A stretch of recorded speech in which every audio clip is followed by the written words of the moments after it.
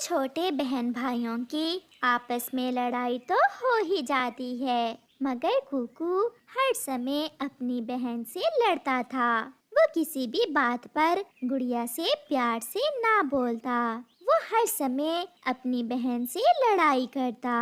मम्मा मम्मा, देखें, बहना ने मेरे भोजन में चोंच डाल दी। मैं ये भोजन नहीं खाऊंगा। कुकू बेटा, आपकी बड़ी बहन है, कोई ऐसे भी करता है अपनी बहन से? भैया, मैंने चोंच ही तो डाली है, मैंने कौन सा आपका भोजन खा लिया है? तुम गंदी हो तुम। ऐसा कहते हुए कुकू अपना मुंह दूसरी तरफ करके लेट जाता है। गुड़िया बहुत विनती करती है अपने भाई की, मगर वो नहीं मानता। दूसरे दिन गुड़िया बैठी दूध उबाल रही थी और उसकी मम्मा जंगल में गई हुई थी। पीछे से कुकू आकर गुड़िया को धक्का दे देता है और गुड़िया का पंख जल जाता है। डर गई, गुड़िया डर गई। मेरा पंख जल गया है, देखो, आ लेने दो मम्मा को, मैं सब बताऊंगी। एक पंख ही तो जला है, कौन सा तुम मर गई हो? अगर तुम ना होती तो गुड़िया तुम्हारे हिस्से का भोजन भी मैं खाता। ये सुनकर गुड़िया रोने लग जाती है। सबके भाई अपनी बहनों से इतना प्यार करते हैं, मगर एक आप हो कि हमेशा मुझसे लड़ाई करते हो। फिर उनकी मम्मा भी आ जाती है। कुकू अब डरा हुआ था कि गुड़िया मम्मा को सब बता देगी, मगर गुड़िया चुप रहती है। वो अपनी मम्मा को कुछ भी नहीं बताती, क्योंकि वो नहीं चाहती थी कि मम्मा कुकू को डांटे। बच्चों, आप जाओ और नदी से पानी पी आओ, और हाँ, पहाड़ों की तरफ न जाना, जल्दी घर लौट कर आ जाना।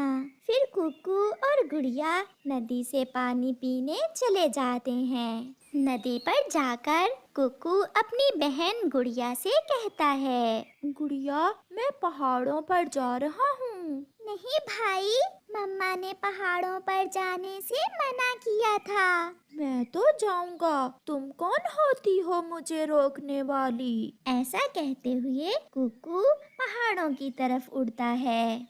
वहाँ जरूर कुछ बुरा होगा, कोई खतरा होगा पहाड़ों पर, जो मम्मा हमें वहाँ नहीं जाने देती। इस कुकू ने तो मुझे बहुत तंग कर रखा है। ऐसा कहते हुए गुड़िया भी कुकू के पीछे उड़ती है। कुकू, रुको रुको भाई, आगे मत जाना। मगर कुकू और भी तेज उड़ता है। वो दूर निकल जाता है और पहाड़ों पर पहुंच जाता है। वो थक जाता है और एक सूखे पेड़ पर बैठ जाता है। उसे पता ही नहीं चलता कि कब एक बड़ी चील पीछे से आकर कुकू को पकड़ लेती है। छोटे बच्चे, बहुत दिनों से मैंने मांस नहीं खाया, आज तो मेरी पार्टी हो गई। मुझे छोड़ दे।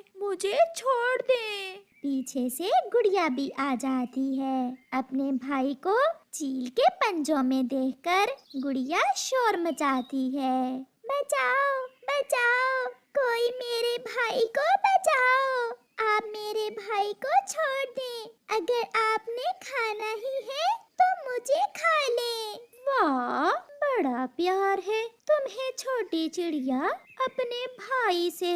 मुझे तो मांस चाहिए, अगर तुम चाहो तो खुद को मुझे देकर अपने भाई की जान बचा सकती हो। गुड़िया बहन, आप जाएं यहाँ से। मैं बहुत बुरा हूँ, मैंने हमेशा आपसे लड़ाई की है, और अगर आज मैं आपका कहना मान लेता तो ये सब ना होता। नहीं भाई, एक बहन कैसे अपने भाई को मरता देख सकती है? चील आंटी, आप मुझे पकड़ लें और मेरे भाई को छोड़ दें। मैं बड़ी हूँ, मुझे खाने से आपका पेट भी भर जाएगा। फिर चील कुकू को छोड़कर गुड़िया को पकड़ लेती है और वहाँ से उड़ जाती है। मम्मा चिड़िया कबूतर को साथ लेकर अपने बच्चों को ढूंढने आती है तो कुकू शोर मचाता है। मम्मा मम्मा, वो देखें, चील गुड़िया बहन को ले गई है। बिना समय जाया किए कबूतर और मम्मा चिड़िया चील का पीछा करते हैं और बहुत बहादुरी से चील के पंजों से गुड़िया को आजाद करवा लेते हैं। चील भी घायल हो जाती है और वहाँ से भाग जाती है। कबूतर के सर से भी खून बह रहा था। ऐसे वो सब सुरक्षित वापस आ जाते हैं। गुड़िया, आप अपने भाई को साथ लेकर पहाड़ों पर क्यों गई थी? मम्मा, सॉरी, मैं भूल गई थी। मगर कुकू जानता था कि पहाड़ों पर तो पहले वो गया था, इसलिए वो बोलता है, मम्मा, मुझे माफ कर दें, पहाड़ों पर पहले मैं गया था। गुड़िया बहन तो मुझे चील से बचाने के लिए वहाँ गई थी। गुड़िया बहन, मैं फिर कभी आपसे लड़ाई नहीं करूँगा। आज मुझे पता चल गया है कि बहन तो अपने भाई के लिए अपनी जान भी दे सकती है। फिर गुड़िया अपने भाई को गले से लगा लेती है और फिर वो दोनों बहन भाई हमेशा प्यार से रहते हैं। प्यारे दोस्तों, इसी बात पर एक लाइक तो बनता ही है, तो आप जल्दी से इस वीडियो को लाइक कर दें। गेहूं की फसल पककर तैयार थी। जंगल में हर तरफ हर खेत गेहूं की बालियों से सुनहरा दिख रहा था। कालू कौवे का बेटा जग्गू कौवा और बुलबुल का बेटा बुलबुला दोनों घर से निकलते हैं। वो सीधे चिड़िया के बेटे कुकू के पास जाते हैं जो नदी पर बैठा हुआ था।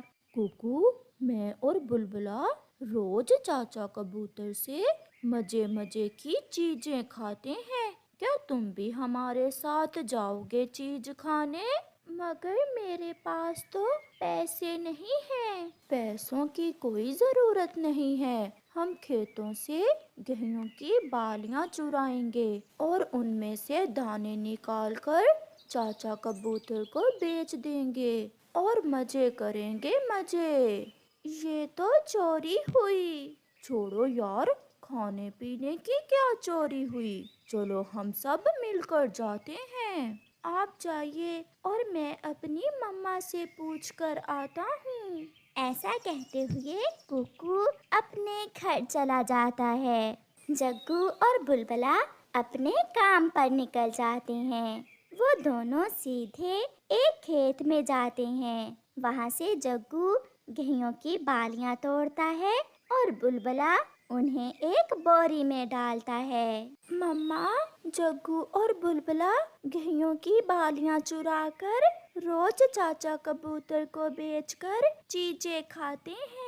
मम्मा, एक दिन के लिए मैं भी उनके साथ चला जाऊं? बेटा, आपने उन्हें मना नहीं किया।